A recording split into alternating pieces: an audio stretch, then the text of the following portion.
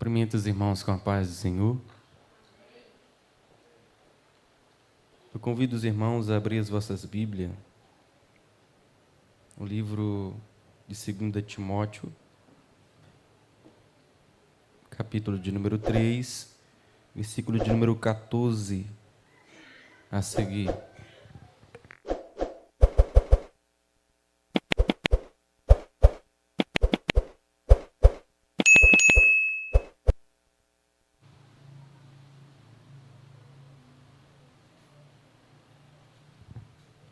Segundo Timóteo, capítulo 3, versículo 14 a seguir. Os irmãos que encontraram, digam amém. Amém. Diz assim um texto sagrado: Tu, no entanto, permanece no ensino que recebestes, e sobre o qual tens plena convicção, sabendo perfeitamente de quem o tem aprendido. Porque desde a infância sabes as sagradas letras, que tem o poder de fazer-te sábio para a salvação por intermédio da fé em Cristo Jesus. Toda a Escritura é inspirada por Deus e proveitosa para ministrar a verdade, para repreender o mal, para corrigir os erros e para ensinar a maneira certa de viver, a fim de que todo homem de Deus tenha capacidade e pleno preparo para realizar todas as boas ações. Louvado seja o nome do Senhor. Tomo como base esse texto para darmos início ao estudo, o ensino desse mês, agosto teológico, e vamos falar sobre a bibliologia, o estudo ou a doutrina que estuda a palavra de Deus. Meus irmãos, os primórdios da vida humana, todo homem ele necessita viver de regras, de normas que regulassem os seus direitos e também os seus deveres. Surge assim, após diversas experiências, a Constituição, que outra hora transgredida, ela vai privar o cidadão dos bens maiores, que é a sua vida, a sua liberdade e etc.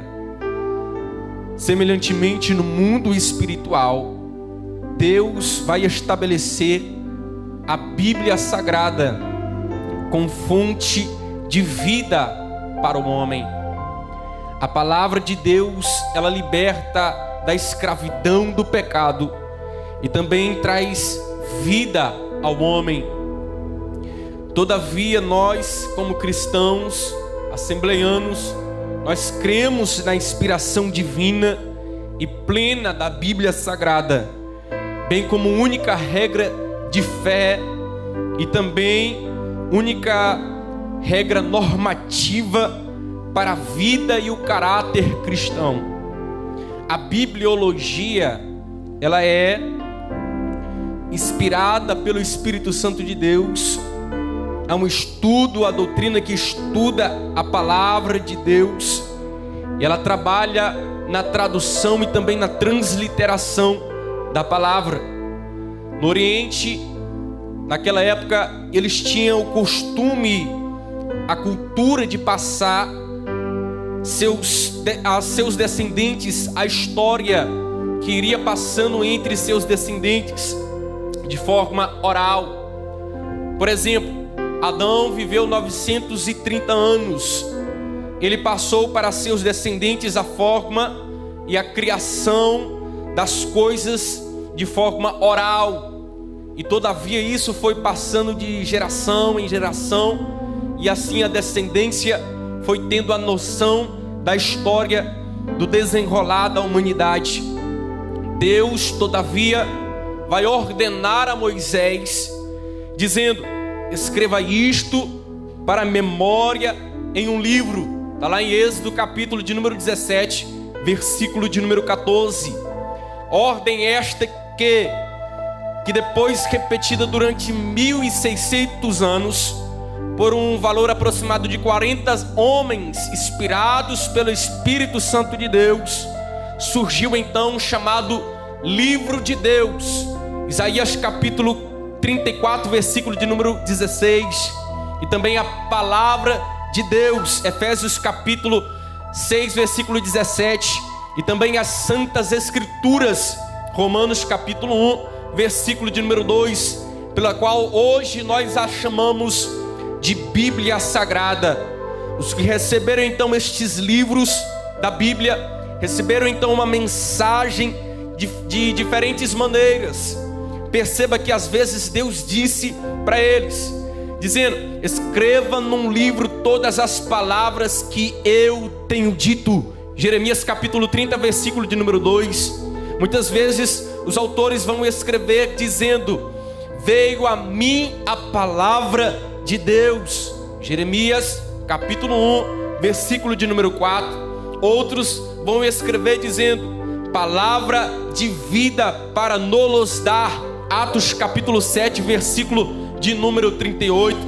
Perceba, Isaías, ele menciona 120 vezes o que Deus falava para ele. Jeremias menciona 430 vezes o que Deus fala para ele. Ezequiel menciona 329 vezes o que Deus fala para ele. Observa-se que no desenrolar da história, outros vão registrar acontecimentos como se eles estivessem escrevendo uma própria história. Uns vão examinar minuciosamente sobre o que deveriam escrever. Lucas capítulo 1, versículo de número 3. Outros vão receber a mensagem por revelações, visões e também sonhos. Ezequiel capítulo 1, versículo de número 1. Mas quando a gente vai olhar para essa história, nós vamos perceber que outros escritores também, eles escrevem inspirados pelo Espírito Santo de Deus.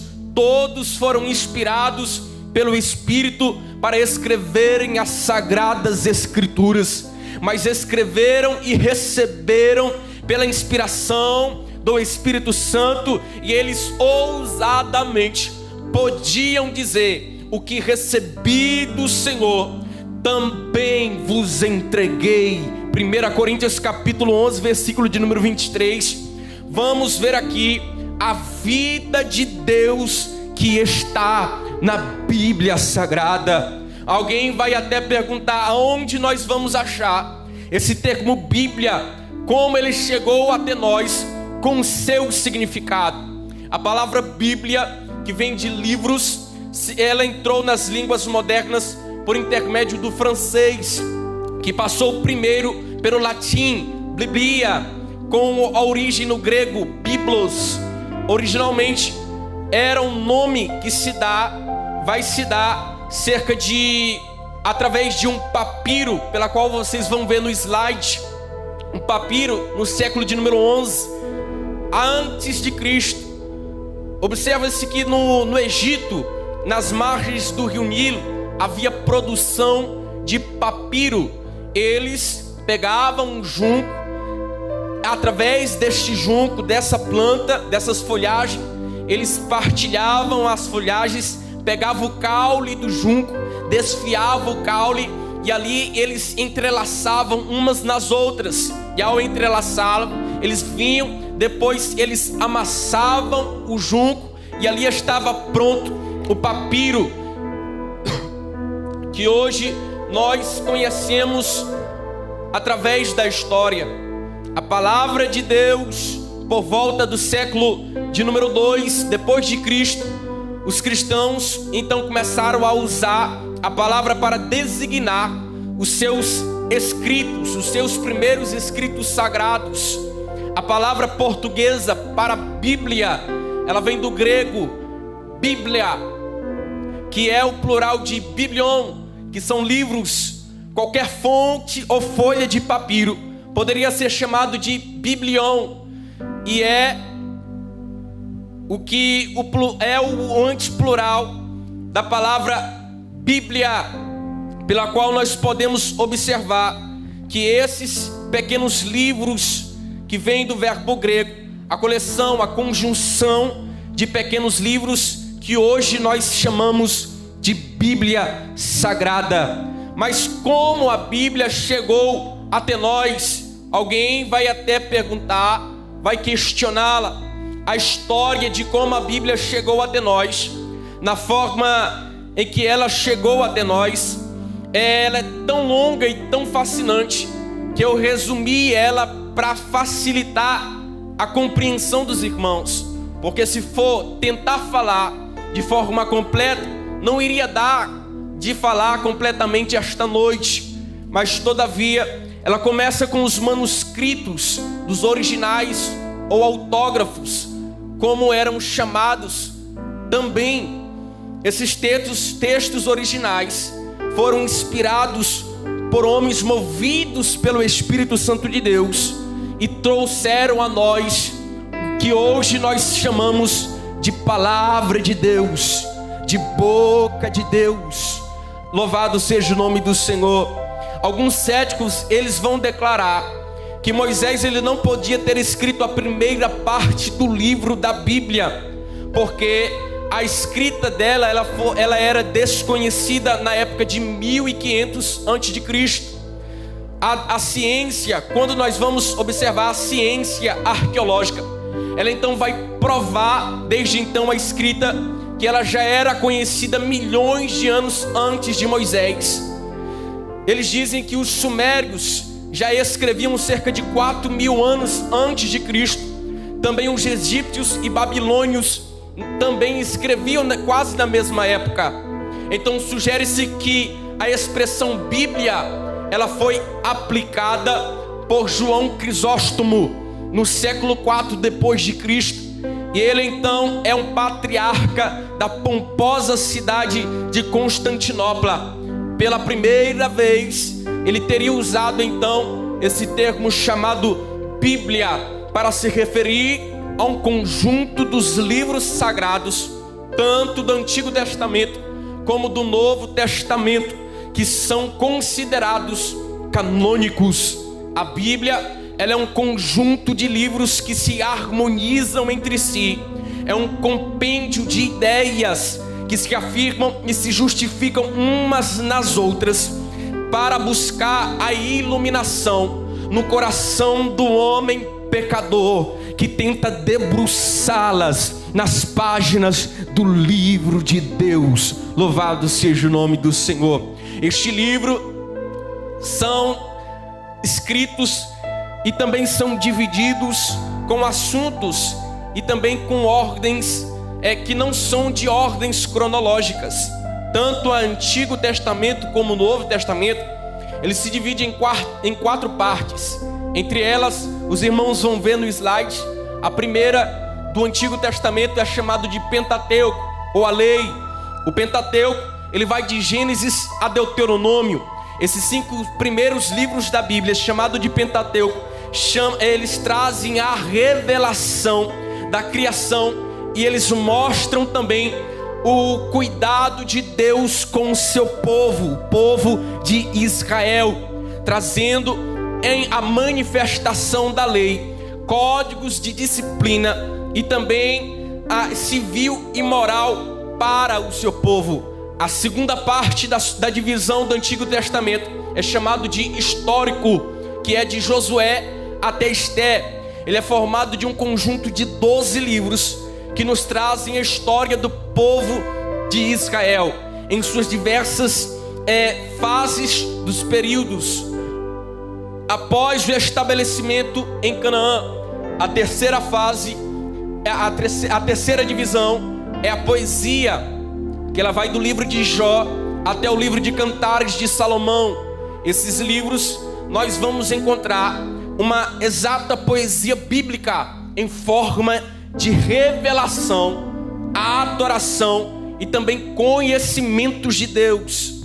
A quarta divisão do Antigo Testamento, ela é chamada de proféticos. Aqui, nesta quarta divisão, nós temos revelação proféticas que se dividem em 2 etapas. A primeira são profetas maiores, que vai de Isaías até Daniel. A segunda é de profetas menores, que vai de Oséias até Malaquias. Meus irmãos, após a escrita do Antigo Testamento, para entrar no Novo Testamento, houve 400 anos de silêncio, pela qual Deus se cala. E quando Deus se cala, nesse período de 400 anos, levantam então alguns livros chamados livros apócrifos, que foram escritos durante esse tempo, pela qual são chamados de deuterocanônimos. Não são inspirados por Deus e não foram selecionados para serem atribuídos ao canon da Bíblia Sagrada. A Igreja Romana, ela atribuiu esses livros apócrifos no ano de 18 de abril de 1546 para combater o movimento chamado Reforma Protestante.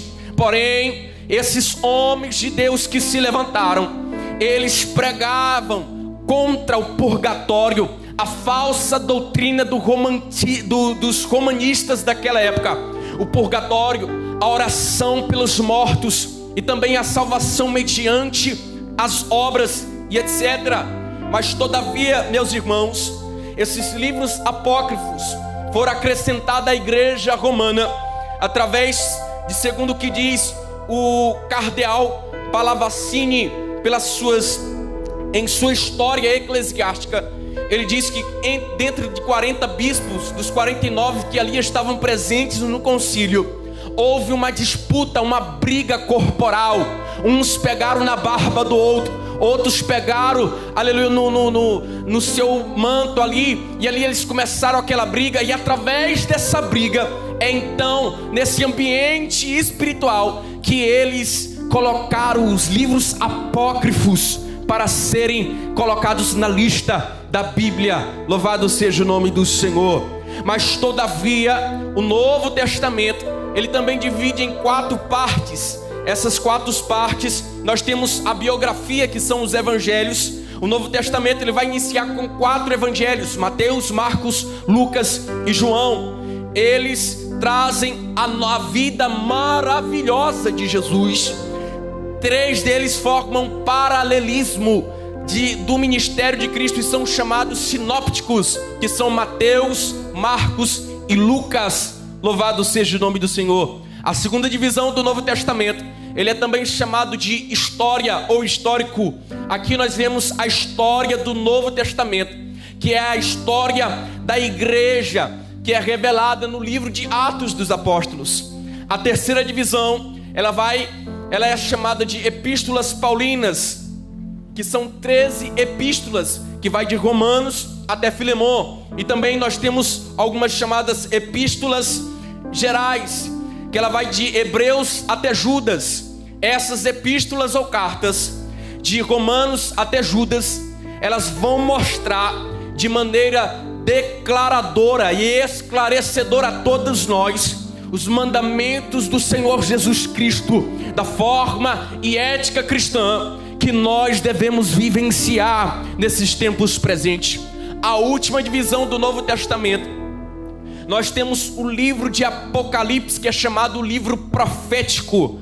Este livro, Deus revela o encerrar de todas as coisas, sobre a proteção do Senhor santo, soberano, eterno, glorioso. E Ele vai revelar a manifestação pessoal de Jesus Cristo e a sua vitória final, juntamente com a igreja. Louvado seja o nome do Senhor. Todos este livro, o Antigo Testamento, todavia, ele possui 39 livros, 929 capítulos, 23.214 versículos. E também o Novo Testamento, que tem 27 livros inspirados por Deus, 290 capítulos, 7.959, aleluia, versículos. Todavia, esses 66 livros foram inspirados por Deus com com seus 1189 capítulos, 31.173 versículos, eles são sagrados e também são canônicos, foram inspirados por Deus, e através desses canônicos nós fomos gerados. A igreja foi gerada, a igreja é remida, é lavada e transformada no poder da palavra do Senhor. Louvado seja o nome do Senhor. Talvez alguém vai perguntar: o que é o cânon? Quando nós falamos sobre o cânon das escrituras sagradas, a palavra cânon, ela tem um significado muito simples para nós, que é a lista de livros contidos nas escrituras que foram reveladas e inspiradas por Deus. Esses livros, eles foram reconhecidos e dignos de serem incluídos entre os escritos sagrados de uma comunidade adoradora, fiel a Deus. No contexto cristão, poderia definir a palavra como a lista dos escritos reconhecidos pela igreja, documentos de revelação divina. Então, nesse sentido, a palavra ela parece ter um sentido, vai aparecer nesse sentido usado pela primeira vez por um homem chamado Atanásio, bispo de Alexandria, numa carta que escreveu, que foi circulada em 367 depois de Cristo. O objetivo era levar os livros dos textos sagrados ao status daquilo que serve para um padrão, para uma regra, de onde brotam normas, princípios de vida para todos os que amam a Deus e também a Jesus Cristo. Quando eu falo do cânon, eu estou me referindo aos 66 livros sagrados e inspirados por Deus, que hoje nós temos em nossas mãos, que foi iluminada pelo Espírito Santo de Deus. A iluminação, ela é o meio pela qual vem a inspiração do Espírito de Deus para preparar a mente do autor. A inspiração, ela é o texto. O texto, ele é inspirado. O autor, ele é iluminado e também capacitado pelo Espírito Santo de Deus para escrever a palavra de Deus. A revelação, ela é o meio, o veículo pela qual Deus traz toda essa iluminação. Deus capacita e ilumina a mente humana do autor para esta mensagem ser escrita, para ele entender o que Deus está mostrando e então ele consiga escrever, porque o texto ele é inspirado, o autor ele é iluminado, a revelação ela é descortinada e a inspiração ela é plena. Alguns vão até dizer que a Bíblia não é a palavra, ela contém a palavra de Deus. Não, a Bíblia é a palavra de Deus, porque ela foi inspirada pelo Espírito Santo de Deus e ela nos confronta através da sua verdade e nós somos remidos. Louvado seja o nome do Senhor. A Bíblia é maravilhosa. A biblioteca de Deus, que contém 66 livros, é acima de tudo a verdade para o fadigado peregrino, é hábil e eficaz e vigoroso cajado, é também para os que estão sobrecarregados e oprimidos pelos fardos da vida. Ela é suave descanso para os que foram feridos pelos delitos e também pelos pecados. Ela é uma mensagem de esperança para os desamparados e também arrastados pelas tormentas da vida. Ela é a âncora de segurança para aqueles que estão na solidão. Ela é uma mão repousante que acaba com a tranquilização e tranquiliza toda a sua mente, toda a sua fadiga, porque a palavra de Deus é a verdade.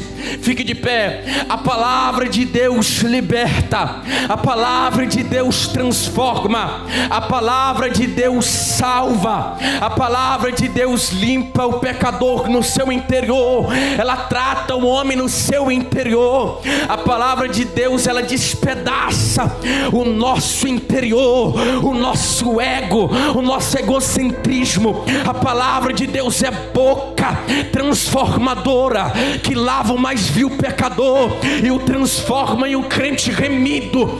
A palavra de Deus, ela transforma o assassino. A palavra de Deus, ela transforma o prostituto. A palavra de Deus, ela transforma o assaltante de banco. A palavra de Deus, ela transforma, o prostituto, o drogado, o que não presta. É a palavra de Deus que tem vida. Hebreus capítulo 4 versículo 2 diz que ela é a palavra de Deus viva e eficaz, e é mais penetrante do que uma espada de dois gumes, e vai até a divisão da alma, do espírito, das juntas e medulas, e é apta para discernir o pensamento e a intenção do coração do homem. Somente a palavra pode ir aonde a medicina não vai. Somente a palavra pode ir onde a psicologia não consegue ir. Somente a palavra pode ir aonde a palavra ou filosofia alguma pode alcançar. É a palavra que traz vida, é a palavra que liberta. Louvado seja o nome do Senhor. Essa é a palavra que Deus tem trazido ao meu coração. Eu quero dizer para você que esta palavra é inerrante, é inspirada por Deus. Todavia os estudiosos têm se levantado para destruir, essas verdades, essas verdades absolutas. Mas todavia eles vieram com 60 questionamentos, e entre 60 questionamentos foram provados através da arqueologia, e provados que Deus existe e que a palavra de Deus é verdadeira, porque ela é absoluta. Louvado seja o nome do Senhor. Nesse momento quero convidar você a fechar os teus olhos. Feche os teus olhos neste momento e entre em reflexão com Deus através desta palavra que foi gerada. Muitos cristãos morreram protegendo esta palavra, pregando ousadamente esta palavra, mas foram fiéis até o fim. Eu estou diante de cristãos que aqui hoje creem nesta palavra e estão prontos para assumir o risco de serem perseguidos e nunca desistir, porque esta palavra é verdadeira. Foi esta palavra que me transformou, esta palavra que te transforma, ela que te lava de todo mal, de todo pecado. Todavia nós podemos andar, depois que saímos deste culto, podemos se deparar com o pecado, mas quando ouvimos a palavra de Deus, ela tem poder para nos regenerar, para limpar o pecado, para limpar o homem, para limpar o seu coração no interior, porque ela é poderosa, ela é viva, ela é eficaz. Louvado seja o nome do Senhor. Fecha os teus olhos. Meu Deus, meu Pai, nesta noite aqui estão, Senhor, os teus servos, em nome de Jesus Cristo de Nazaré. Nesta noite, Pai, eu te peço graça, eu te peço ânimo, Senhor, para que nós possamos prosseguir nesta caminhada com fé, assim como convém um atleta correr através, ó Pai, de um prêmio corruptível. Nós estamos correndo através de um prêmio que é incorruptível, mas foi através desta palavra, ó Deus, que fomos regenerados, fomos lavados, fomos purificados. Ó Deus, dá ânimo a este crente que foi abalado pelas estruturas, através do pecado, através, Senhor, das afrontas de Satanás. Dá ele força, dá ele ânimo, ó Deus, e que possamos perseverar e amar, ó Deus, esta palavra para todos sempre, até a consumação do século. Em nome de Jesus é o que nós te pedimos nesta noite, e com fé nós te agradecemos, em nome de Jesus. Amém.